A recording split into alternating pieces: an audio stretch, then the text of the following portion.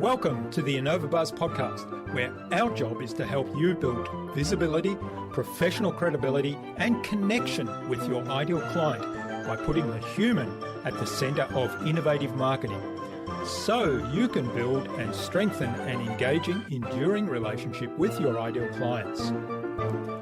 I'm Jürgen Strauss from InnovaBuzz, and I'm honored that you're here with me. If you haven't joined our wonderful marketing transformation community yet, go to innovabiz.co and collect your free gift as well. Do subscribe to the show and also leave a review because it helps others find us.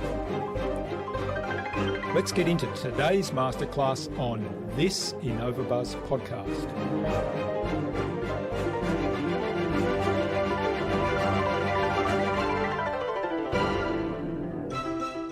The one thing that you'll never be able to compete with some big companies, Fortune 100 companies, 50 companies, is budget, right?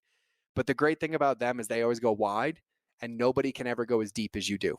Nobody can ever go one level deeper with your customers like you can. And so I challenge everybody to understand that at the other side of everything you do is a human being. And if your mission every day isn't to be one step faster or one step better, but instead to go one step deeper with your customers, I can basically henge my hat and say I can guarantee your success, because there's no way to lose that game.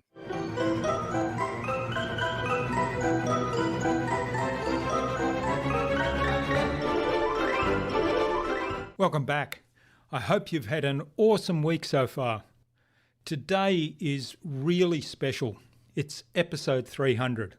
And before we get to my very special guest today making a return appearance, let me begin by sending a huge thank you from me and, of course, on behalf of all my listeners, to all the amazing guests that we've had on previous InnovaBuzz podcast episodes.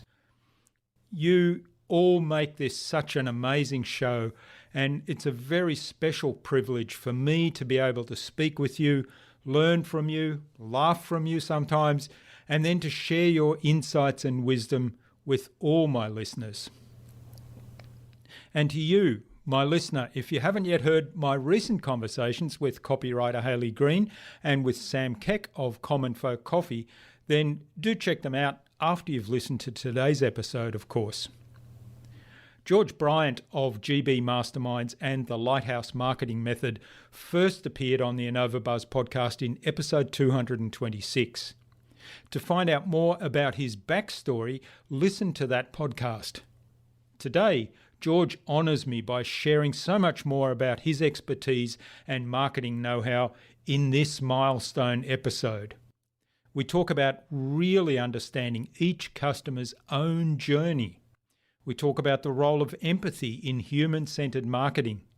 And we talk about working on yourself first. Without further ado then, let's fly into the hive with this very special episode 300 and get the buzz from George Bryant.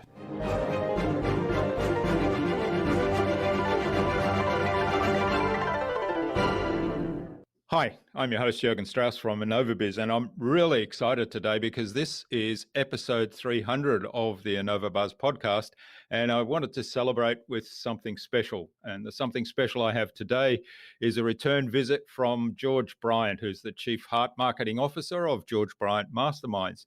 Welcome back to the InnovaBuzz podcast, George. I'm really honored that you're sharing this milestone with me. I'm stoked to be here. Episode 300. That's a whole lot of podcasts, man. Congratulations. Yeah, thank you.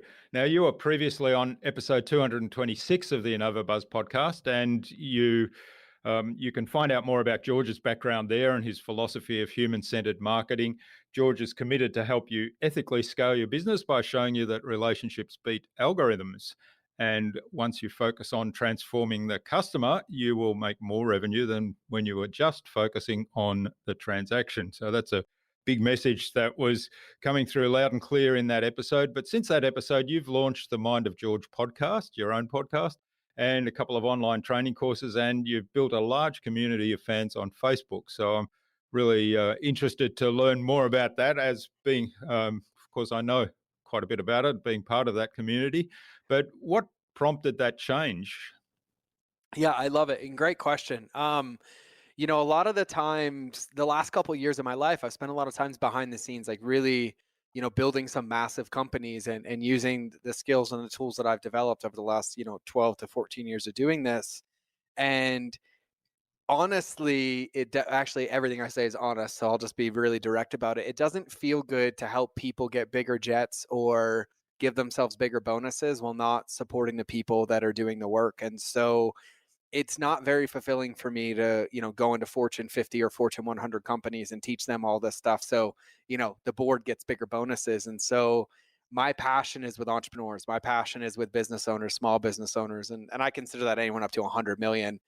But really, I think every entrepreneur should have access to basic digital marketing skills or marketing skills, just like everybody should have access to basic water and healthcare. And I think that should be a requirement. And so I looked at my wife, I looked at my team, and I said, "Are we going to do this?" And they're like, "Well, if we do it, we're doing it all the way because that's the only way that this works with you." And I said, "Yep, so we're going to do it." And so we decided to kind of pull the curtain back and make a commitment that we're going to support people any which way we can every day. We post free content every day, like actual not like, oh, here's an idea. Like, no, here's a full concept. This is how you do it, why you should do it, where you should do it, why it works. And we really believe in the power of community and value. And the best way for me to do that is to be out there. And then, we started on Facebook, went to a Facebook group, posted 2 free videos a day. And pretty quickly, I realized this had legs because people were screaming for the ability to succeed. And I don't think somebody should have to pay 10 grand to see if your idea works or to buy a product that might sell or might not sell. And so we started giving it all away for free. And then one thing led to another. And someone's like, we really need a podcast. Like, we need something to listen to every day. And I've been on over 1,000 of them. And I was like, I bet you we could figure this out. So we started, doing the podcast and things like that. And really, I've spent a lot of time. I mean, I've helped probably close to 100,000 entrepreneurs in the last like 6 years with their businesses, and so I'm on phone calls a lot and asking questions where people need support. And I realized that now is a better time than ever. Going into 2020 and supporting people. And so we got on some calls, started asking questions, and basically said, "We'll create whatever you need."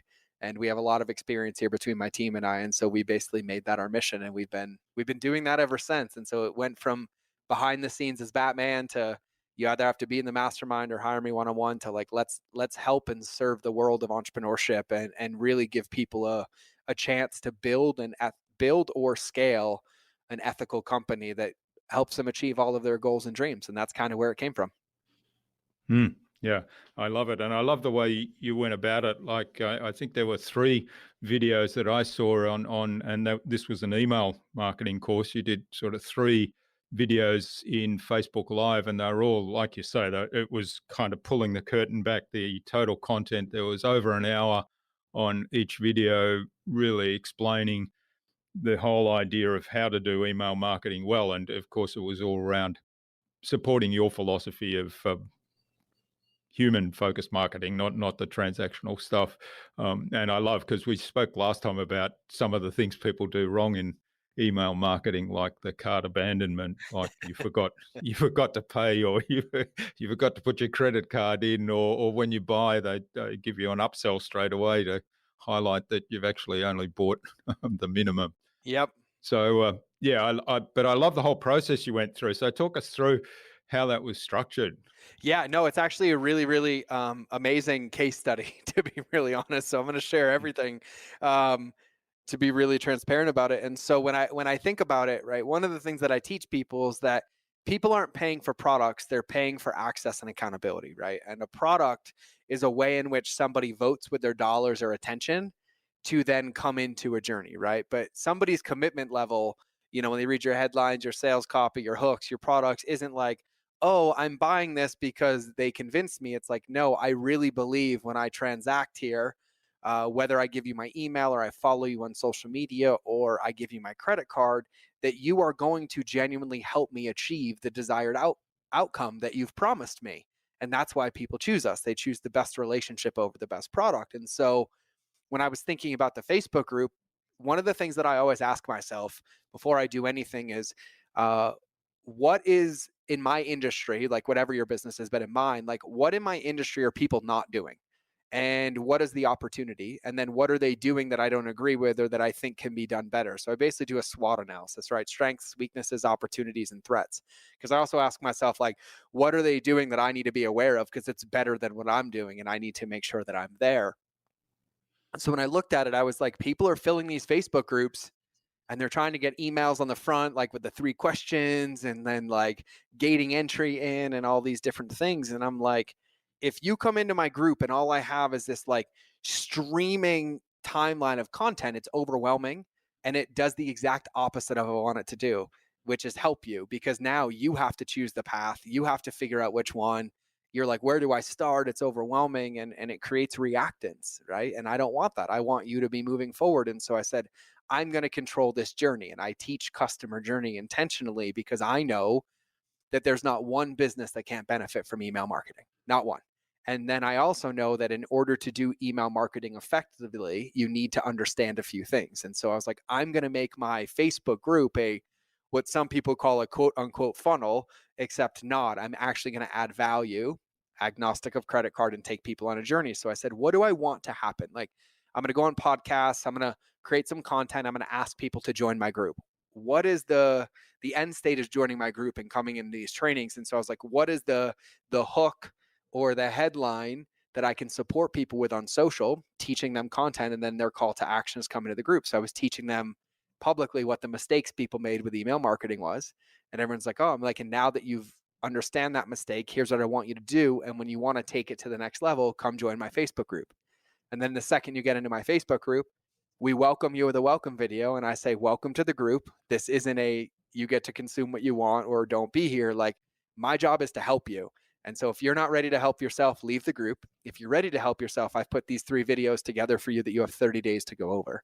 And so the videos were very intentionally done to give you everything you need to successfully scale your business with any aspect. And so video 1 was about commitment and understanding that your business only works if you do, but being intentional, methodical about what you do. And then I talked about how in the next video, we were going to help you be in the hearts, minds, and souls of your customers. And so then video 2 was understanding your lighthouse, like what your mission, your branding, and your message is to the world, and then understanding your avatar and all the different parts of your avatar, like their before state, their after state, the objections, and the ask, because that's where you inform your content.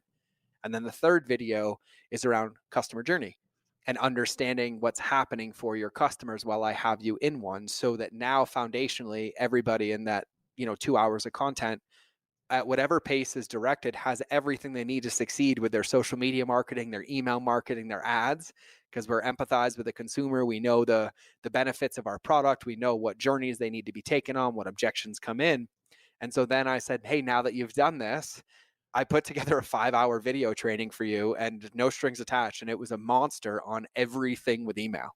And so in order to get on that call, you just had to have done the work, because that work is what makes you successful. And so my thought process is, how can I eliminate failure? Like, how can I eliminate the ability for this not to work? I want a 100% success rate with my name. And I want, when you see a piece of content and you trust me, that I've done everything in my power to set you up to win. And that's kind of how I looked at the group. And so the journey was consume content, then come into our group, come into the group. We're here to support you. Here's your video 1. Here's your video 2. Here's your video 3. And we even asked people to do the work. And my team and I gave them feedback like, hey, tweak this, try this differently. And then led into, I said, this is everything you need. If you want more, we do have an email marketing course, and it's the best of the best in the world. And that's kind of how we put it together, was based on everybody's feedback. But, really the lesson is, like, when you think about customer journeys, our job isn't to know where our customers are today and tomorrow. It's to know where they are now and where we want them to be 12 months from now, 24 months from now, and 36 months from now. And that's a business, right? Like, a launch isn't a business. It's just a hobby and a liability, in my opinion, right? And so knowing that, like, I'm like, okay, people are going to see my content. I need to have a home for them. I don't really feel like doing email marketing right now, and I don't want to be on Instagram, and I don't want to be on TikTok. Where can I be? I'm like, I'll be in a Facebook group.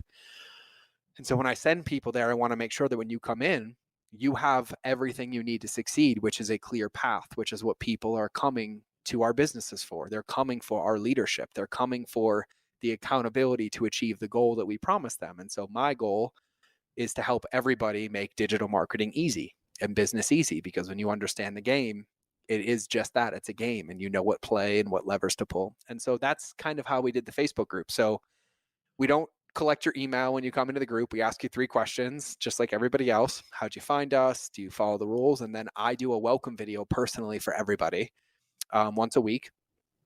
I'm like, this is the group. These are the rules of the group. We'd love to have you. If you're ready to do the work, stay. If not, come back later and we'll still be here to support you. And then I send them directly to video 1 and they kind of start their journey.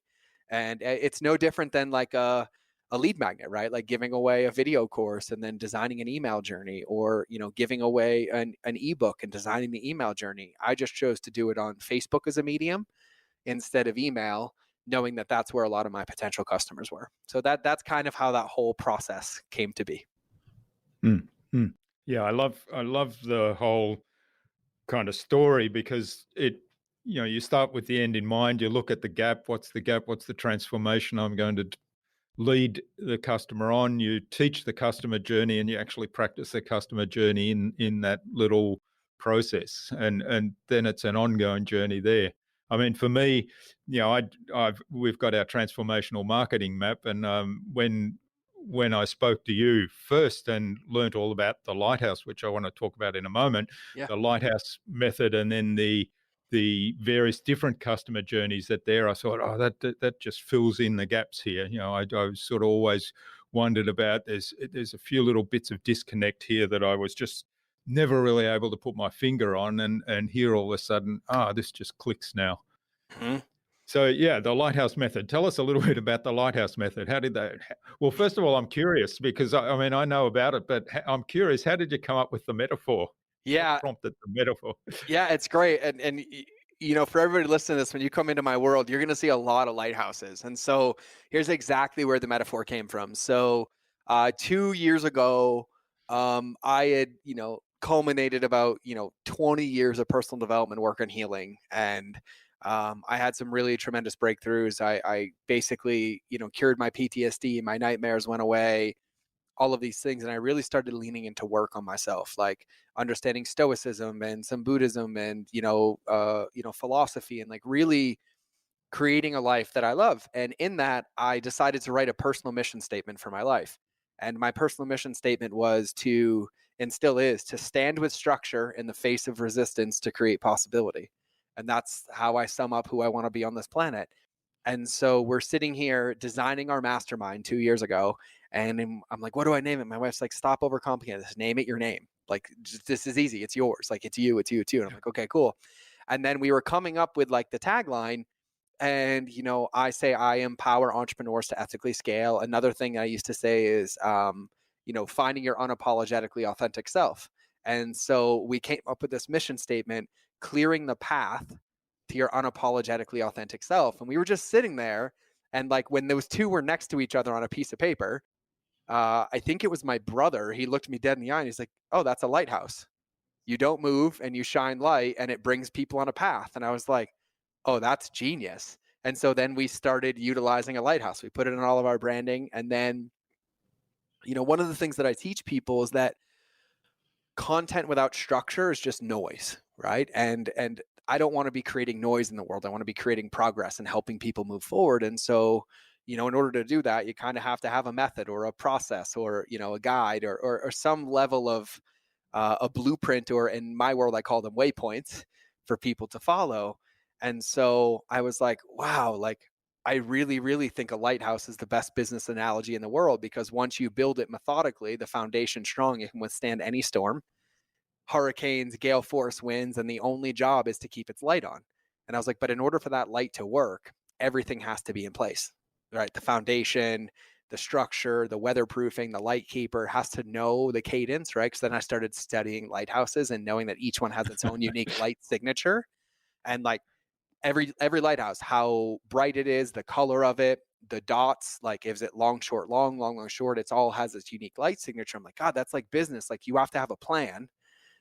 And then as soon as you decide on that plan and you turn that light on, you can never turn it off. And that really is a good way to describe business. So I started using the analogy everywhere. And then I started looking at the last 3 to 4 years of consulting. And I've built $2 billion companies. I've taken over 300 companies into 7, 8, 9, 10 figure range. And I started going back through every page of notes, and 20 pages of notes times 300. And we went through everything. We summarized it, ran them through word clouds, figured out exactly what I taught over and over and over again. And then I was like, how can I make this a process? And so I took Simon Bowen's genius model, and I started plugging in, and it was born, and I call it the Lighthouse Method. And it's literally a 9-step process to make business or digital marketing easy. And I actually have a couple iterations of it, but basically the Lighthouse Method now uses all nautical terms or lighthouse terms to teach you how to be congruent in business, how to make digital marketing easy, understanding customer journeys, understanding offer structure, headlines, hooks, titles, social media dissemination, and dispels all the mistakes and the myths that people have out there about how to do business online or even offline using online capabilities. And so I started looking at like, okay, when somebody comes into my world and I help them, step by step by step, what's the path that I lay out? And very conveniently, it always ends up right around 9 steps. And it's a perfect kind of wheel. And so then we turned it into a lighthouse. And if you follow these 9 steps, and some of them, and most people have some of them already, but when you plug the holes and tighten the process, then the impending result is that you have foundationally built a lighthouse. You can turn the light on and basically control the destiny of your business. And so that's kind of where the whole thing came from, and how I got to now what I call the Lighthouse Method or the Lighthouse approach, depending on which world of mine you're in. They're both the same methodology. The Lighthouse approach is for big companies, and the Lighthouse Method is for anywhere up to like 10 million, but same concept, same processes, and applying it to people when they get there. And so that's literally how it all came to be. Yeah, I love the story. Yeah. So it's just a moment of inspiration. It's funny. Went out of a lot of work. Yeah. One of the things that, we teach is, I even did a podcast episode on this called Field of Dreams is Bullcrap. If you build it, they won't come. And, one of the biggest mistakes that I see businesses make is they build it first, and they'll spend months building it, spending money, wasting time, money, or energy to then be there in crickets. And I teach people how to build it backwards, literally test it, get feedback, get paid before they even start building it. So there's a need for it, the right languaging, you understand the messaging because you play it the right way. And so what I love about it is, like, my business is a shining example of that, because it just started with a Facebook group. And then the Facebook group led to, we want to learn email from you. And then I was like, oh, I'll make an email course. And I was like, what do I name it? So I asked them and they were like, okay. And then after that, they're like, God, we really want more time with you. And I was like, well, what should I do? And they're like, we'd love a mastermind. So then I write and make the mastermind. And then the mastermind is getting named, and it turns into a lighthouse. And then the lighthouse, I'm coaching people through it, and they're like, hey, you realize that we follow these steps? And then I was like, oh, epiphany. I can put it into a lighthouse model, and then I have a new way of teaching it. And then I go promote that. And then so it's very iterative, right? Like, and I think that's a good lesson in business and in marketing, right? Like, it changes every single day. The foundation never changes, but the wrapping paper changes, right? And so underneath it, at the core, I've been always teaching the same thing: relationship speed algorithms. This is how to do social media correctly, email correctly, paid media, customer journey, psychology, NLP, all of it. But then, given the context of like where I am in my life and the state of the world, the wrapping paper has to change. And in the beginning, it was easy to just like, oh, here's an idea, here's an idea, here's an idea. But then, as I grew and I learned, people like, hey, they gave me feedback like, hey, this was great, but if you had this checklist, or if you had this structure, if you said it this way, then I take all the feedback, we make adjustments, and then it ends up in this perfect model. And we just continue to iterate and build on it as we go. And it's a really, really good lesson with, business, right? Done is better than perfect, but there is no perfect product. There is no perfect offer. There is the offer. And then having a healthy relationship and understanding that business in its existence is uncertain. And that's why we love it. That's why we're entrepreneurs. We chase uncertainty. We create roads that haven't been paved before, create products that have never existed before, create content that nobody's ever done before. And so when you have that solid foundation, you can change that wrapping paper quite often and pivot fast and be where the market is. And then you just reinforce what you've done, or change the name of it, and you're kind of like a chameleon in business, and then you're bringing people back to the same place. Like the way that we do marketing now is no different than we did marketing 100 years ago, except the mediums have changed, right? We're not using newspapers and so much word of mouth. We're using social media and digital marketing as faster touch points in the same type of journey, except we're just using a different delivery method, right? And so that's really, really the lesson in all of it is that you have to fall in love with the process, right? And the process is that your customers change, your business changes, your employees change, the world changes. But if you foundationally build a lighthouse, then all you have to do is change the color of the light or how far it shines out, and you don't have to change the rest of the business, which is why I teach it in a lighthouse method, right? And that's kind of like how it all sums up together. Yeah. And one of the things, I mean, as we're recording this, we're right in the middle of the COVID-19 crisis. We're all in lockdown. And of course, a lot of physical businesses have had to shut their doors for now and have had to find novel ways to try to keep some sort of business and cash flow going. And what I really like about the Lighthouse, and you talked about the wrapping paper, changing the wrapping paper. I mean, if you have that solid foundation in your business, it's going to be much easier to adapt to those situations and pivot your business. That's still going to be consistent with the core philosophy of your business, isn't it? Yeah, and what I tell people is that, like, no matter what business you do, and the nautical themes are going to get a little punny on purpose, and there's a lot of them. But when I tell people, it's like, you think about it, like, no business is smooth. None. It's not like smooth sailing. It's not like flat oceans. You're going to hit storms, right? And either one of two things happen. You're prepared for it and you can navigate it because your boat's ready, or you spring a leak, but you are aware of the leak, know how to plug it, and then you're able to continue. Or your boat can't maintain, you have to go back to dock, but then when you're at dock, you know exactly what to fix and fortify to go back out. So when something is lifted, you now have a launch platform to go back out and sail the seas. And that's why, I create what I create. And what's so powerful is that, most digital marketing that I watch, and the problem with most of it, with the exception of yours, and I love, everything that you do, and I've told you this numerous times, is that, strategies and tactics are not businesses, and neither are launches.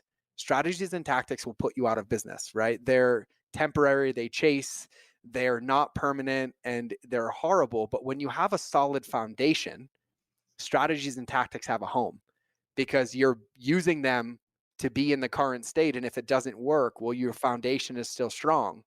But if you don't have a strong foundation, you use them, you go out of business. And I watch people launch their way out of business, ad spend their way out of business, overmarket themselves out of business because it's not built on a solid foundation. And it's really, really imperative that you understand, and like, to be very present to what's here.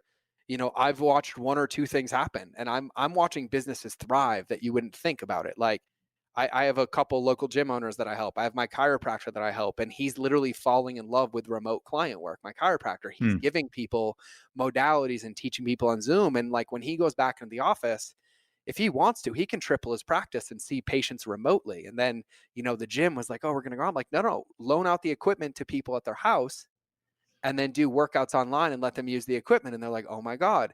And they're getting new members signing up because people are looking for accountability and support. So they have a new member sign up. I'm like, go drop a kettlebell and a barbell off at their house, and then they can join the workouts. And so, when you're built on a solid foundation, your customer, the journey that you design, you can pivot really fast and meet them where they are. And in the world that we live in, 2020 is going to be very differently than 2022. The beginning of 2020 is going to be very different than the end of 2020. And if you're trying to turn the Titanic every day in a 180, it's not possible. But if your foundation is strong and you understand the game, you can be pretty agile and meet your customers where they are and then take them on a journey. And that's what's really exposing itself right now is that I'm seeing. And just so everybody knows, like, to be really present, I also own some physical product companies. I have a supplement company and a diaper bag company and a protein bar company. And collectively between the three of them, we're losing about $60,000 a day right now. And I'm not immune to any of this. I'm not numb to any of it, but here's the beautiful part. The diaper bag company, I'm like, yeah, nobody has a need right now. Everybody's home. They're not traveling. And I said, but 8 months from now, we're going to sell a lot of diaper bags from quarantine time because there's going to be a whole lot of more kids coming out. And then with the supplement company, everyone's like, what are you going to do? Are you going to lay off employees? I'm like, no, this is the long game. So we didn't lay off anybody. We told them we'd pay them. We cut the owner pay, but now we're giving out free supplements every day. And so we're doing the opposite. We're down almost 85%. And we're like, listen, we still want to support you. We understand. Here's an at-home workout program. If you opt in for it, we will give you a supplement of your choice to use for the next 30 days on us. And so, we pivot fast because I know if they're at home right now and they start working out and we support them with a habit, and then they take this product and they use it for 30 days, they're going to have a new normal and a new established norm and a relationship with the company that they're going to be a lifetime customer of ours. Right. And so when you understand the game, you can pivot really, really fast. And it almost seems counterintuitive, but the results are mind blowing. We're acquiring more customers than we ever have because everybody's telling their friends, hey, I'm doing this at home workout. They're giving me this free supplement. Like, come join me, come join me, come join me, come join me. And we're able to do that because we're on a solid foundation. We know our customer journey. It's not predicated on being on Amazon or being on Shopify or running an ad. It's predicated on people and us delivering them the vehicle, or the vessel as we call it, to get from their before state over that gap that you talked about to their after state. And we just changed what it looked like really quickly. Like, we pivoted in about 3 hours. We went from doing multiple high 5 figures a day to 4 figures overnight. Like, what are we going to do? And we're like, let's give away supplements. And we're like, okay, let's do it. And so it's a really prevalent topic, and it's something to be aware of. But yeah, I love that kind of came up. But yeah. Well, there's a couple of philosophies there that I really like and admire. And the first one is, you're in it for the long game, and you're doing some things strategically that support that relationship thing. And it is all about the relationship, but it's also about doing the right thing, and by your customers and by your employees. So a lot of companies I'm seeing in the current situation are kind of just bottom line focused. Okay, we're going to cut back, we're going to retrench employees to cut costs, and they don't really do much in terms of supporting the employees. Even if that is a difficult decision, they don't do a lot to support them. And then, of course, later on down the track, those employees looking for a job, are they likely to come back to the same company? Not if they have a choice. No, and and the same is true of customers. Yeah. Oh, for sure. Oh, you nailed it, Jurgen. You nailed it. It's the two things: the business side, the employee side. The best reference I can ever give you is a Simon Sinek book called The Infinite Game, and The Infinite Game. Simon Sinek talks about the company Victorinox. They make Swiss Army knives, and on September 10th of 2001, the Swiss Army knife accounted for 80+% of their revenue. Then September 11th happened, and you weren't allowed to fly with pocket knives or Swiss Army knives on airplanes anymore. In one day, their entire business was out the drain. And most people would be like, oh my God, we need to lay off people. Their CEO says, no, we don't measure in months or quarters. We measure in decades, because that's what we're building. They gave their engineers a raise. They didn't furlough anybody. They built up enough cash reserves because they knew the game. They completely shifted. They basically 25x the company, and now Swiss Army knives only account for like 11% of their revenue. They have watches, clothing, knives, boots, shoes. And it was because they knew what game they were playing. And The Infinite Game is an amazing read for any business owner, any entrepreneur, any marketer, because it really gets you kind of grounded on the game that we're playing and the choices that we make and the fallout of those choices. And then, from the customer side of it, you absolutely nailed it. Right now, and this is in any time, like, people don't buy the best product, they buy the best relationship. And, in times of crisis or times of uncertainty, most people's true colors come out. Company culture comes out, internal culture comes out, company marketing comes out, their needs come out, right? And, to be present to the times, it's really easy for me to tell the health of a company based on what's going on in the world, because pretty quickly when all this hit the fan, the first week, I probably got more sales emails than I'd ever seen in my life. And I was like, oh, that's interesting. Yeah. I was like, things are scary on the inside of that business, right? And then there's other businesses like, we're not going to sell you anything. We're here to support you. And I was like, oh, good culture, good company, good customer journey. They know their game. They know what they're doing. And the one analogy that I'll never forget is the analogy of, like, when you nail a nail, like when you hit a nail into a fence, you can pull the nail out, but the hole is still there. And that's how I think about congruency in my business and my company culture when my team and I are talking about how we support our customers our students or my mastermind members, it's like we have to be impeccable. Our job is to lead, and our job is to create a safe space for people to take their journey, whether that's their entrepreneurial journey, their personal journey, scale their business, build their business, whatever the case is. And but what you've nailed is that, when you think about your own company, culture has to be at the forefront of it. Relationships have to be at the forefront of it. The relationship with yourself, then with your team, then with your customers, because it has to be a unified message that goes out into the world, which also happens to be why I use a lighthouse as the analogy. And you do your why, your what, and your how to know what you're shining out. Because it may take 50 to 100 touch points to move a customer towards our business or towards our product. And it only takes one to push them out to sea and have them never come back. And that's the most important part to remember. It can take years to build a relationship and takes one day to lose it. And when we think about this in everything we do in a marketing, whether it's retail marketing, in-person marketing, or any sort of business, is that really what we're doing is we're giving content or shining light out into the world so that people can establish a relationship with us. And we're doing it across the board. And the goal is to move them closer and closer and closer to our lighthouse. But the moment that you're incongruent, you don't know what you're saying, you react to the market, you don't lead people, you push those boats back out to sea and they never come back again. And that's not a good thing. It creates an anti-marketing machine for your business. It literally almost puts you out of business, right? 86% of marketing is word of mouth. People talk about bad experiences way more than they talk about good ones, right? And so all of this really, really, really matters. And so, I love it. And I really didn't realize the level of punniness in my brain when it comes to nautical themes and lighthouses until I started answering these questions. I've been doing a lot of nautical research in the last couple of years, so it's good. Well, it's fascinating. I mean, with this current situation, I was fascinated. There were two things I noticed. First of all, I started getting all these sales emails from people I hadn't heard from for ages, and lists that I didn't even know that I was subscribed to, trying to sell me something. And I thought, well, exactly what you say. I don't even have a relationship, and you don't even, and they're offering me stuff that, there's no reason why I would want to buy it. So they haven't even taken the time to get to know what I really need or want. And the second one I saw, which I thought was fascinating, was here's my advice to deal with the current situation. Here's how you're going to get through this. Mm-hmm. And, in that sort of style.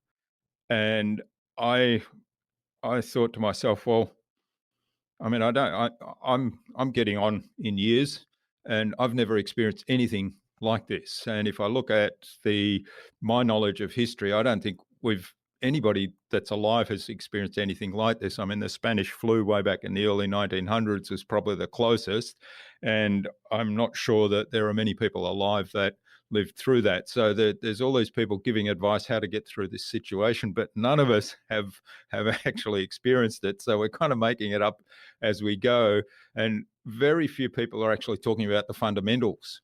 Yep.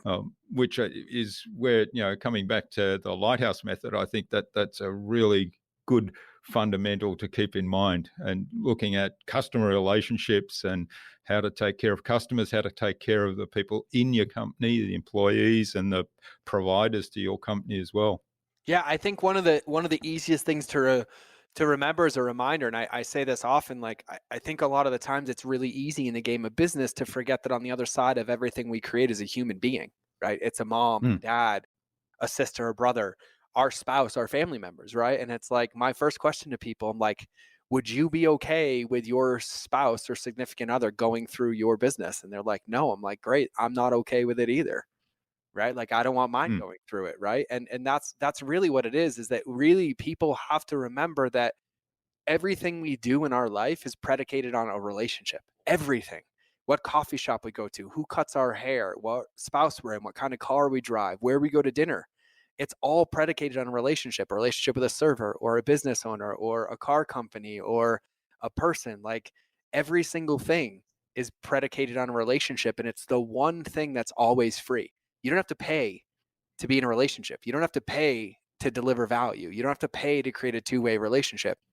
It is the best and cheapest business foundational principle that will guarantee the success of your business when done with intention, just like you would do it with a family. And I do this every day. Like I'm recording content right now, and I wrote an outline this morning, and I was like, okay, would I teach this to my son if I was teaching him how to do this from scratch? And I had to look at myself and say no. And I'm like, it's missing some things. And I'm like, great, if I wouldn't teach it to my son, why would I teach it to people who trust me? And so I went back and I spent another hour rewriting the outline before I wrote it. And I was like, could I teach this to my son and my daughter? And like, because my daughter's 15 and she asked me about this stuff all the time. And I'm like, yeah, and I'd be okay if somebody else taught this to my daughter and I paid for it. And I'm like, great, now I'll go record the content, right? Like being very intentional on what's done everywhere and meticulous, knowing that relationships are literally at the forefront, or let's use nautical terms, they're the undertow of everything that you do. Like every single thing you have is based on a relationship. It's the thing that keeps the keel in the water, keeps the boat on course, right? Like the relationship is everything. And so when we think about business and like the Lighthouse, and the reason I use it so much is because, it's not hard. It's the intentionality, right? Like what I found with business, and I'm massively successful when it comes to business and helping other people with business.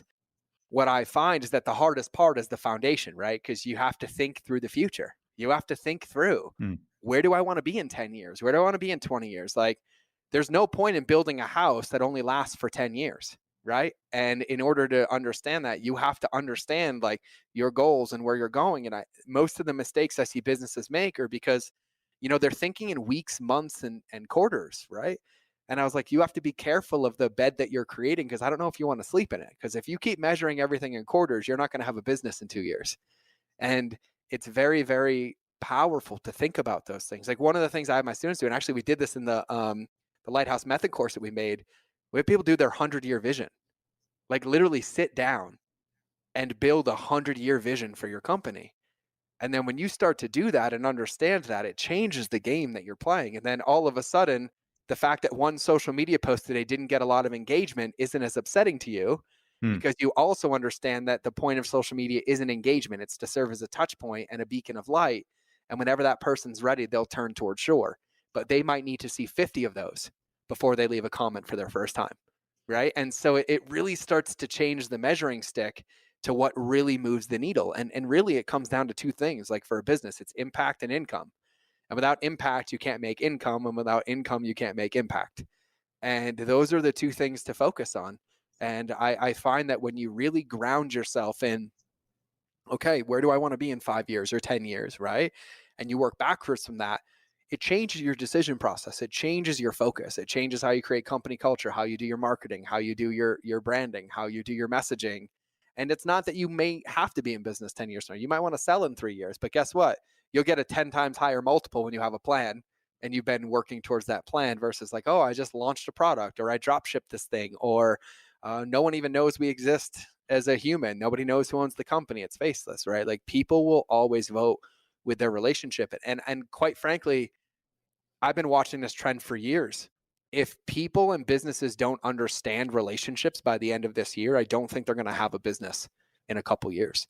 We've been training people to discern. We've been training people not to trust strategies and tactics. We've been training people for 15 years of digital marketing that I've studied to basically get to this point where the only thing that wins is being a decent human being and focusing on relationships. And there's just a matter of time before you can't run clickbaity ads and headlines, right? Like it's already hard enough. Like I watch people's ad accounts get shut down left and right because they don't have relationships. They're using tactics and they're using, spammy things. And really it's the only path. And so, my question for everybody is like, what light do you want to shine? Like what impact do you want to leave? Like what stamp do you want to leave on the world? And is your business built on making money, or is it built on making customers achieve the goal, which gives you the ability to build the biggest company in the world, right? Like I always use Nike as an example because it's really, really fun.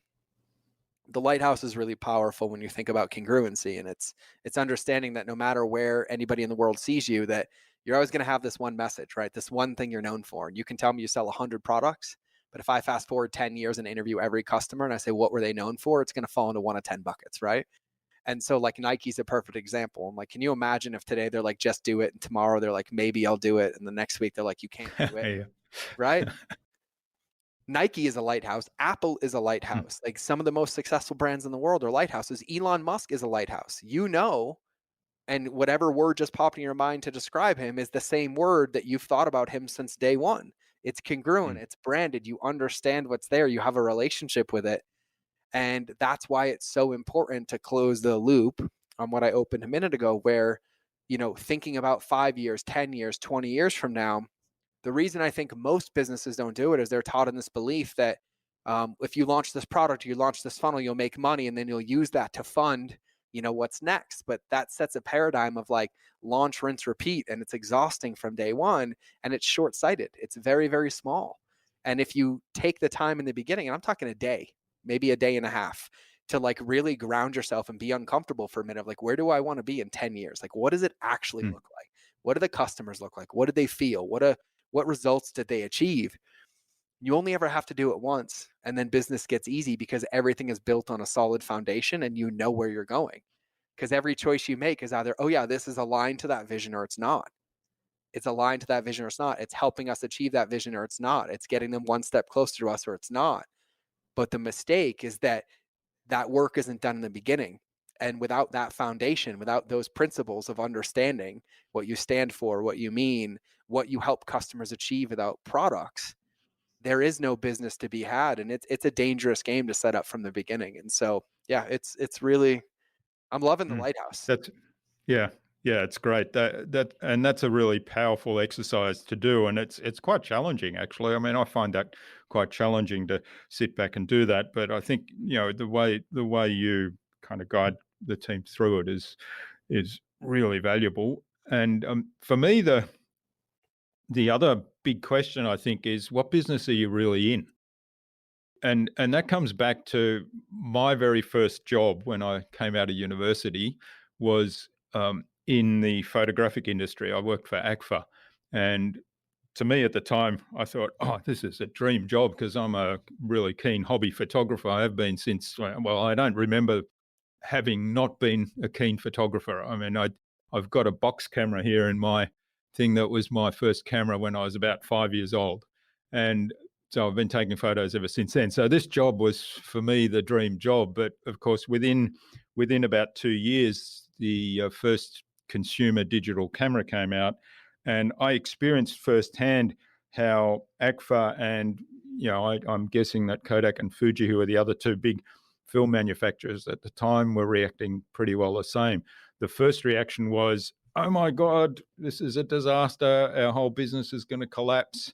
And what do we do? And so ACFA was frantically scrambling around. In fact, I was on the task force to get one of these cameras, put it through its paces, and we wrote a report that said, well, it's not really much chop right now, but the concept has been proven, and it actually, if this could work, if this could produce quality photos, it would be a hell of a lot more convenient way for people to capture their memories, which is kind of what business the photography companies are actually in. But they thought they were in the business of providing film and paper to photographers. And we said at the time that it was probably 20 years until it kind of became mainstream. We were wrong. It was 10 years. And our company, ACFA at the time, didn't read past the bit that said, it's not much chop right now, and made the decision, we'll just keep manufacturing better films and better papers. And of course, we know what happened to ACFA, we know what happened to Kodak. Fuji's kind of reinvented themselves, but they certainly were pretty close to going bankrupt as well. Yeah, And for the me, my that sorry. I that story is in a book I read, and the Kodak story, like, yeah, yeah, is a shining example because they literally went from the king to out of business, basically. hmm, It's mind blowing. But like, please, I just wanted to validate what you're saying, because like you like lived through it, and I was young, and that's right. Yeah, I read about it, but it really, really, what you nailed, and I want to drive what you just said home, is like, what business are you really in, and understanding that, right? Like, business, a product isn't a business. hmm, It's a tool, right? It's a path, it's a bridge. But on the other side of that product is the after state that consumers are going after, right? Nobody buys a camera because they want to stare at the camera on their desk, like, oh, I own a camera. No, they want to use the camera as a tool to create a memory or capture an image or something beautiful. And Jürgen, you nailed it. It's so powerful. It's such a good question to ask. What business am I really in? So I just wanted to acknowledge you for that. That's awesome. Yeah. Well, you touched on the transformation there, and I think that kind of plays into that whole thing. So talk to us a little bit, because you use the word transformation. We use the word transformation in our marketing as well. And I think it comes back to that very question, isn't it? So talk to us a little bit about how you approach the transformation and the customers before and after state. Yeah, it's so powerful. And like, really, when I say like my job is for all entrepreneurs to understand that business is easy, is because really what it is, and you identified it right at the beginning of this. All of our customers, potential customers, are in their before state, right? We call this their starting location. And that's not where they want to go. Like, we're obsessed with the how-to culture. We look for tips and secrets and strategies and hacks and things like that because we want to constantly improve ourselves. And so we understand the after state, but then we also understand that there's a whole subset of billions of people that haven't bridged that gap yet. Hence where we insert ourselves. And they have objections in there and things that come up, but really they haven't found the path or the vehicle. And that's where we come in and really create that. And when we think about this, business, especially marketing, is easy when you do the prep work. Like, when you're empathizing with your customer, like understanding their journey before they do, right? You'll hear them say things like, "Oh, it's like you're in my head. How did you know that?" And it's like, well, I took 10 minutes to think about it before I posted it. And so just a little empathy goes a long way. And so, yeah, one of the things that I teach people, like, I'll just explain the foundation. So like in the Lighthouse Method course that we use, it's this 9-step process, but the base of it is the foundation. And the foundation doesn't start with building your lighthouse or mapping the plans. It starts with you as a person. What's your day look like? What's your perfect calendar look like? Where do you want to be spending your time? What's your queen bee role, right? And then it moves into the lighthouse. And parts of the lighthouse, and number one is, before you can even think about your customer, you have to know who you are. You have to know who's speaking to your customer, right? And so you have to build your lighthouse first. Like, what's your why? What's your what? What's your how? Once you understand who you are, now you can start to understand who your customer is. And we call this our captain's assessment, because we call our customers our captains. And you look at it, and customers have 3 levels of beliefs. They have external beliefs, they have internal beliefs, and they have paradigm beliefs, right? And an external belief, might be like, something like, "Oh, I want to lose weight," right? Like, that's their before state. I want to lose 5 pounds. But then internally, normally it's, "I don't feel good enough," right? Like, or, "I don't want anybody to know this. I'm ashamed to go to the beach. I don't want to take my shirt off," right? But then paradigm, there's like a core belief in there, right? Like a lack of self-love, or lack of unhealed trauma, right? And you have to understand these paths. And so that before state is there. And then we get into objections. Well, if that's where they are and that's not where they want to be, what gets in the way of them getting there? And of course, the big 3 are always time, money, and energy, right? And then, "I've done this before, it hasn't worked. I've heard them all, like the fitness industry, I'm big boned, I'm destined to be like this, my parents were obese," like things like that, right? Those are all the objections. But then on the other side of that is the after state. Like, where do they want to be? Like, what's their destination? And the destination is like, "Oh, I want to, be confident. I want to take my shirt off the beach. I want to lose 10 pounds. I want to do whatever."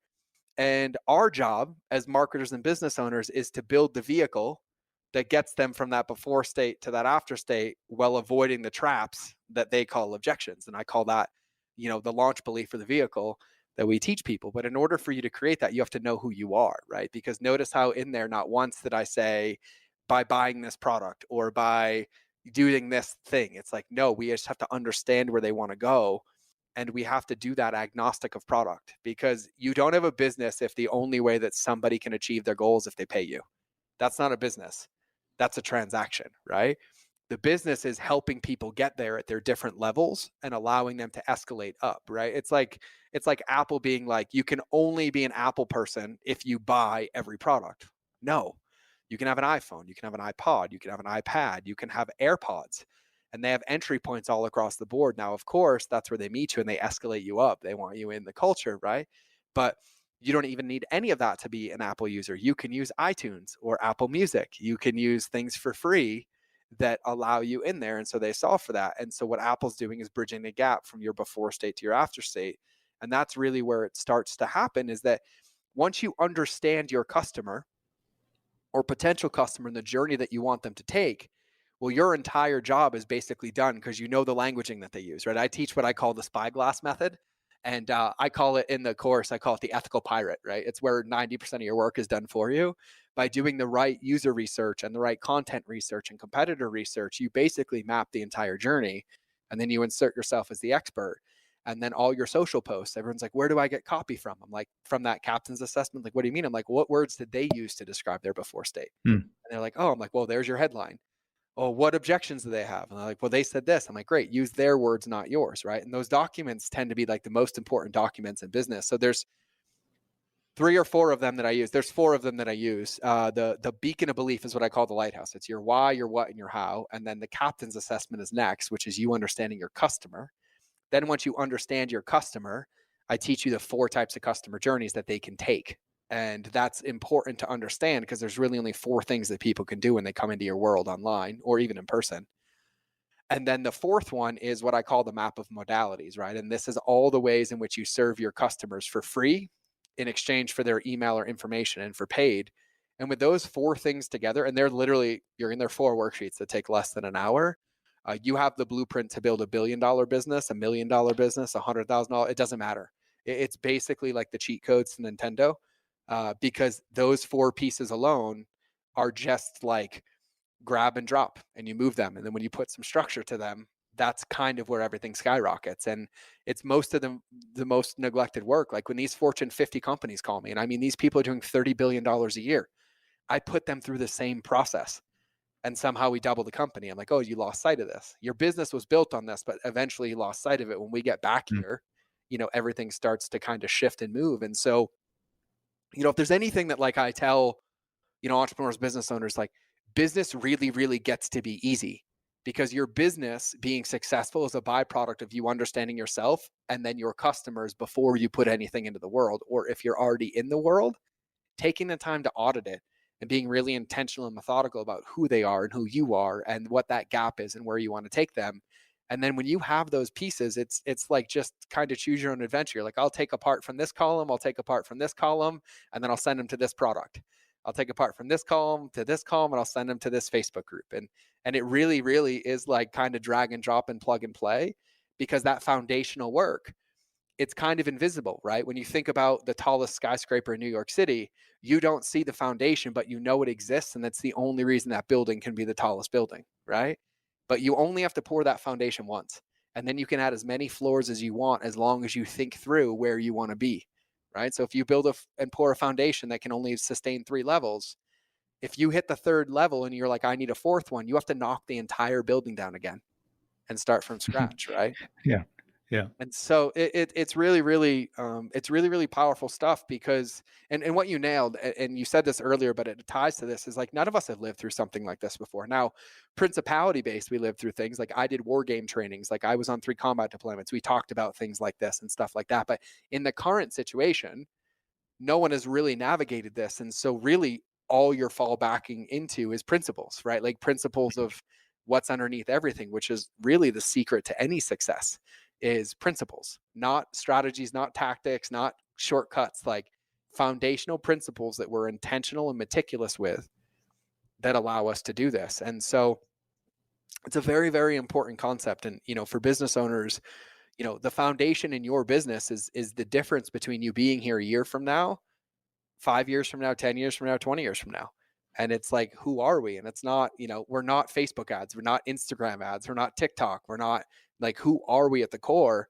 And once you know who you are, you know who your customer is. And notice that customers will always find you when they know who you are, right? You don't have to convince them. You don't have to be on 28 platforms at a time, right? Like, I'm pretty sure we could close every Apple store in the world and then surprisingly open one in the Midwest that nobody's ever been to. And within a week, they'd be completely sold out of product because everybody would tell everybody where it is, right? Like they'll go find it. And it's because it's based on a relationship.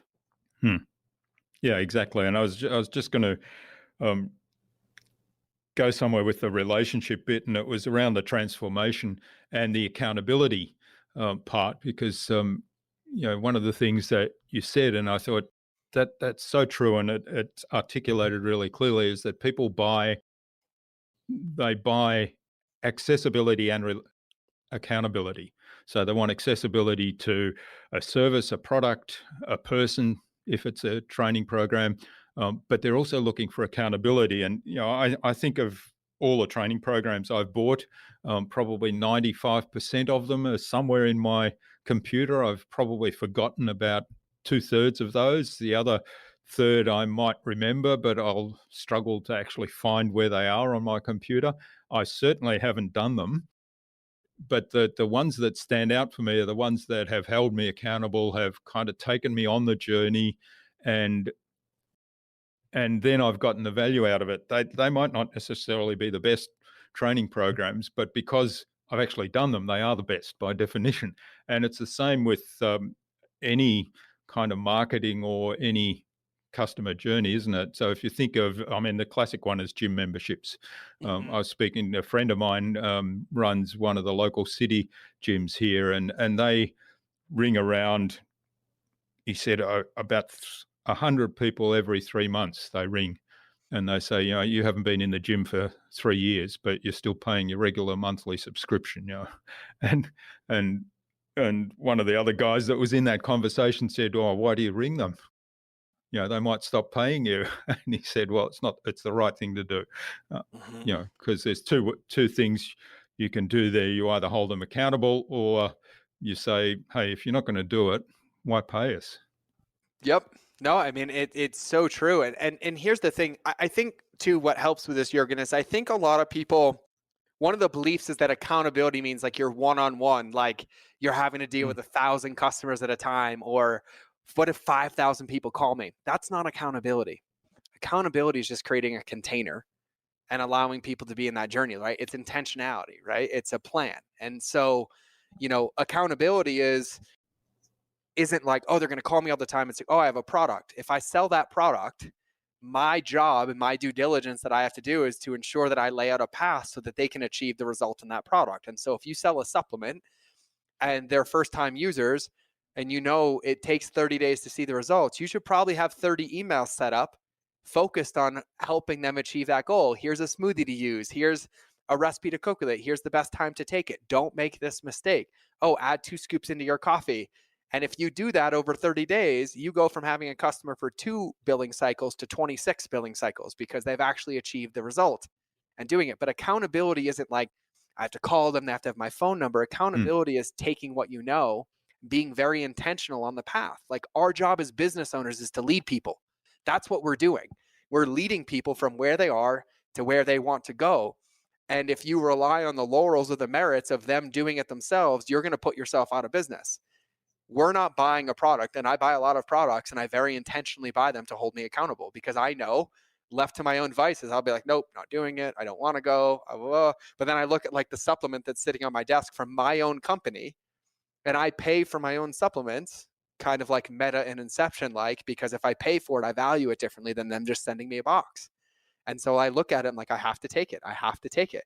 And I get my same emails that I write to hold me accountable to taking that product, right? And so with accountability, it's being intentional, knowing like, if somebody comes in and you're like, I'm going to help you lose 10 pounds in 30 days. Well, your job isn't to give them a PDF and a supplement and check in with them once. No, like your job is to do everything in your power to make sure that they can achieve that goal in 30 days. So what's that 30-day journey look like, or that 7-day journey, or that 4-day journey, right? Because customer journeys only do one of two things, or they can only go one of two ways. It's either duration or direction, right? And so if you promise a time frame, well, you do it. If you're teaching somebody a process, well, that's a direction, but you have to be intentional. If not, it creates back doors, and those back doors leave customers out, right? They buy courses they don't consume. They buy products that go on the shelf. And I've said this to numerous companies, and this is true. My biggest fear is not that I can't get a customer. It's that a customer buys my product and never uses it, right? Because if I don't get a customer, they're not going to go talk bad about me. But if I get a customer, they open the cabinet and I got 3 products sitting in there that they never used, they're going to ask for a refund. They're going to complain. They're going to tell their friends that it doesn't work, even though they never opened the container. But it was my fault that they didn't open the container because I didn't design that journey to take them on that path, right? And so accountability is being intentional and knowing the path that your customers must take before they know it. And that's where the foundational work. I'm just going to keep going back to foundations. That's where the foundational work goes. And because you know what gets in the way, you know the objections that are there, right? And so it's such a powerful thing because, at the end of the day, the money that a business makes isn't from the amount of products that it sells. It's from the amount of results that their customers achieve. And that is directly correlated to the amount of money that a business makes. Yeah, no, I think that is such a powerful kind of thing when you understand that. And one of the things you said there, I think, is really a valuable little hack too, and that's being your own customer. Sign up for your own email list. Sign up for, buy your own products. Experience what actually customers will experience. I had this really bad experience where my phone actually died just as we were going into all this lockdown, and I called the support center and they said, "Oh, bring it into the store, we'll take care of you." And I said, "Well, how am I supposed to do that? We're not allowed out, and besides, your store's probably closed because I don't think it's an essential service." And long story short, it was such a painful experience to get to the point where I could actually then send the phone into the service center and get it repaired, such that I said to my wife, I'm never going to buy that phone again. If I have to buy a new phone now, if they can't repair it, I'm certainly not going to buy one of those, because it was such a bad experience. And I thought, well, if they took the time to go through their own system, to go through their own support system, they'd probably say, "Boy, this is really broken. We have to do something about this." Yeah, I mean, I think it's imperative, right? Like, I it's like a chef. Like, when I think about a chef, like, you think about a Michelin star chef, there's not one dish that leaves that kitchen before they've tasted it, right? They're Yeah. owning that experience and every ounce of the being, because they know at the end of the day, all they have is the user experience on the other side. And so I tell people all the time, you have to go through your own experience. You have to go through your own customer journey. Then you have to have those close to you go through your customer journey and give you unbiased feedback. And then you ask some strangers to go through it. And you give them your product, you give them their service in exchange for their feedback. But you're not interested in them telling you how awesome you are. You're interested in them telling them all the holes that they experience, right? Like, where can you improve? What can you make better? How can you do it differently? And it's such a prevalent topic to understand, because that experience is what's going to dictate the results of your customer, which is directly proportionate to the success of your company. And so everybody must go through their process. But there is one important caveat, and we talk about this a lot. We hear people all the time, entrepreneurs, I am my ideal avatar. That's why I started my company. And I'm like, yes and no. You are your ideal avatar, but in your after state, and your customers are in their before state. And those are two very, very different places. And so you need to make sure that you're speaking to people and meeting your customer, where they are, by knowing their language and what it is. And an example I always use, and I'll give the specific example, I was helping somebody with a webinar, and they sell supplements with a protocol to heal an autoimmune condition. And the webinar was titled, like, to heal massive pain, right? Massive pain, and pain is a part of it. And it was converting really, really well. But they got on the phone with some customers and they started asking questions like, how would you describe your pain? How would you describe your pain? And one resounding answer came back, and every one of them somehow said bone crushing pain. They changed just the title to blank, blank, blank, and stop your bone crushing pain. And their conversions went up 7 times, not like 7%, 7 times, because that was the language of their customer. Now, the synthesized version is like, oh, it'll stop your massive pain. But when a customer is in their before state, they're not having the logical answer. They're in the experience. They're in the pain. They're in that state. And you have to make sure that you understand what that is, so you can meet them where they are. Yeah, it's having that emotional connection, isn't it? Mm-hmm.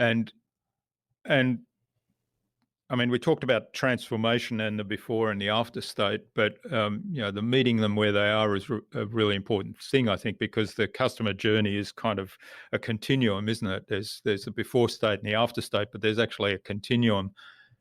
Yeah, and I love that, and understanding this is really, really important. And it's not a hard concept to understand, but it's important to be aware of it, that no customer journey is linear. It's not they go from A to B to C to D to E. It's a very systematic, like, node based approach. And to stick to nautical, it's a lot of buoys or waypoints in the water on their way to shore, and it won't ever look like you think it is, right? So envision this. I always love that image of what entrepreneurship looks like, right? The top says what you think entrepreneurship looks like. And it's this steady growth of like thing. And then what it really looks like is millions of squiggly lines and circles, and then you end up at the after state. And that's a very good representation of what your customer journey is like. And I'll use an example. Like tonight, you're like, oh, baby, I want to get takeout for dinner. And they're like, all right, what do you want? She's like, I don't know yet. And you open Yelp or you open Uber Eats, right? You'll open it, you'll read reviews, you'll look at the menu. You're not like, hey, I want to get takeout. Yeah, I'm getting this exact dish from this restaurant delivered at this time, right? It's not that linear. And that's how your customers are on the other side of what you do. And so the reason the Lighthouse, when I teach, is so important is because you have to be congruent. Because everything that you do in this world is either moving a customer one step closer to you or one step further away from you. And if it's incongruent and it doesn't make sense, they're going to get away from you and they're never coming back. And so meeting the customer where they are is understanding that at the end of the day, leadership is saying the same thing as many times as required until the last person gets it. Not saying one thing once, getting cute, and then reinventing it 800 times to try to make noise everywhere. And so meeting your customer where they are is knowing that all of your customers are going to be in different parts of their buying cycle. Some of them have already bought products, they're on a gap. Some of them are buying monthly. Some of them have never bought before. And all the content is going to be congruent at the core of what you do, which is what you build in your Lighthouse, which means every single Instagram post, Facebook post, ad, podcast you do is serving as a touch point in that ecosystem to wherever they are. They're hearing this or seeing this, and then they're moving one step closer to where you want them to be to your peer, or potentially one step further away because they're not your ideal customer. But you don't want to be pushing away your ideal customers by having incongruence, right? And so what I tell people is like, content without structure is noise, right? And so if you are a business and you help people like lose weight through digital programs and supplements, and I use that example because a lot of people resonate with supplements and it makes sense to apply to your business. Well, if you go do a post on like how to groom your dog, well, that's really not going to do you any good. And it's not going to lead people one step closer to you, right? That's for your personal Instagram. And at the same time, when you go do a post on how to do at-home workouts, you can't measure or gauge it on engagement. It doesn't matter how many likes or comments you get, because that might just be the cycle where somebody's like, do I want to engage with this yet? Or is this another touch point in the journey? Our customers are smart. They know what we do. They know how to find your website, right? Like, I don't have to tell you, if you want same day shipping and something delivered to your house, what website to type in. Like, every one of you just thought about Amazon, right? Like, and so our customers are that informed. And so what our job is if you think about a lighthouse is a funnel. When you get to the pier, that light is sharp and focused like a sniper rifle. And the further away from shore you get, the wider and wider that light gets. And so as you're doing this, you want to make sure that you're congruent and knowing that customers are always going to be moving closer to you as long as you're shining the same light congruently, consistently, and intentionally. And then they'll get closer and closer and closer and closer. And that takes them on that journey. And so when we think about like before states and after states and a customer journey, and I teach this to everybody in the conscious, subconscious customer journey, when we think about before states and after states, like we might want somebody to buy a $60 supplement, but they might have to go through 16 customer journeys before they get there. They might have to go from I've never worked out to now I'm walking every day. Oh, now that I'm walking every day, I'm going to clean my diet up. Oh, now that I'm learning how to cook, I'm going to meal prep. Oh, now that I'm meal prepping, I feel confident. I'm going to go to the gym. Oh, now I'm going to go to the gym. I want to take the supplement. And all of that has to happen by meeting them where they are. And the only way we can do that is if we're very intentional on what we do and we're methodical about that customer journey and the entry points and kind of where we take them. And so, one thing I want to say is a lot of the things I'm saying, it's really not overwhelming. There's only 9 steps. Most of them are just the awareness of the step that makes it possible, right? Like once you become aware of something, you can't forget it, right? Now that I think about it, and you've heard this, you might be like, oh, I wanted to create a lead magnet. Oh, I need at least 7 days. Oh, I need to figure out the direction of the duration, or I need to make sure I never do that. Or if you go back to our other episode, you're like, oh, I'm not going to do cart abandonments that way. I'm going to do them this way, right? And once you're aware of it, you tend to act differently. And a lot of this is just being aware of what's happening, right? Being aware that your customer is in a journey.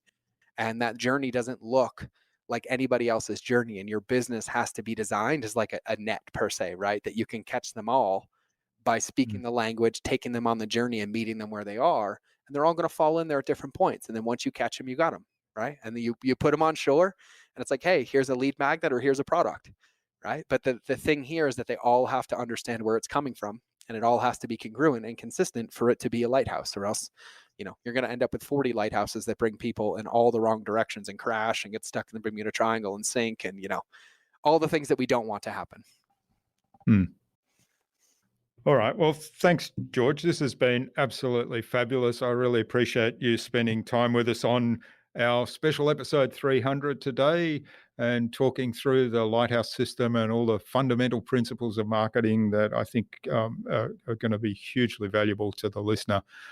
Is there something you'd like to leave the listener with before we wrap it up? Yeah. I always do. And I'm a broken record for like relationships beating algorithms, but the one thing that you'll never be able to compete with some big companies, Fortune 100 companies, 50 companies, is budget, right? But the great thing about them is they always go wide, and nobody can ever go as deep as you do. Nobody can ever go one level deeper with your customers like you can. And so I challenge everybody to understand that at the other side of everything you do is a human being. And if your mission every day isn't to be one step faster or one step better, but instead to go one step deeper with your customers, I can basically henge my hat and say I can guarantee your success, because there's no way to lose that game. Great. Well, thanks, George. That's wonderful advice, and I think it's a good parting message to bear in mind. So thanks again for coming on the 300th episode of the InnovaBuzz podcast. I really appreciate it. Now, where can people find out more about you and maybe even reach out and get in touch, say thank you, or perhaps take a look at the big light of your lighthouse? Yeah, I love it. And thank you. I'm just honored, Jürgen, to have me for this. And for everybody listening, there's one gift that I can never give back to you that you just gave to me, which is time. And so I'm just honored and humbled that you listened. And hopefully there is something here for a takeaway. So I make this really easy. You can find me everywhere at mindofgeorge.com. And just as a bonus, those 4 types of customer journeys that I talked to you about, I teach you on that page for free as I show you exactly what they are. And so you'll get the best of the best there. You can subscribe to the podcast. You can opt in and see what this looks like. We'll give you the trainings, everything for free. It's all at mindofgeorge.com, and it's really, really simple. Great. Well, we'll link to that in the show notes, but certainly easy to remember, mindofgeorge.com. So thanks again, George. I really appreciate you sharing your insights and your wisdom with us so generously today. And as I say, this is the 300th episode, so it's a very special milestone. I wish you all the best, and I know we're going to stay in touch. So I'll talk soon. Thanks, man. Thanks for having me, and best of luck on everything. We'll talk soon. Bye.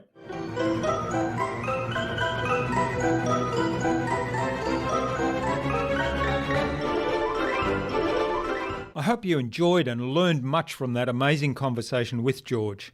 It certainly was a worthy milestone episode. Let's make marketing human again. That's my mantra, and it encapsulates my takeaway from today's episode. I'd love to know what you took away from George's episode. In fact, more importantly, what action will you take as a result? Leave a comment below the blog post, which you can find at innovabiz.co/George Bryant 300. That is GeorgeBryant 300. All lowercase, all one word, innovabiz.co/George Bryant 300. You'll find contact information for getting in touch with George there, as well as links to his website, his courses, his social media pages, and the other resources that we spoke about in today's conversation. Tune in again to the next episodes of the InnovaBuzz podcast, where we've got more fantastic guests lined up. To kick off the next 100 episodes, we have Noah Labhart of Variable and the Code Story podcast, followed by referral coach and author of Radical Relevance, Bill Cates. Thanks for listening to this episode. Make sure you subscribe to the show to be reminded of new episodes. It's free to subscribe. Leave a review if you like. Even if you don't like me, I'm okay with that. I'm asking you to leave a review because it helps other people find this show. Go to innovabiz.co to join our marketing transformation community and access a free gift my team and I made for you. It's the Marketing Master Mini Class. We want to give you everything you need to transform your marketing into a human-centered, relationship-focused growth engine. Until next time, I'm Jürgen Strauss from InnovaBuzz. Remember, be awesome and keep innovating.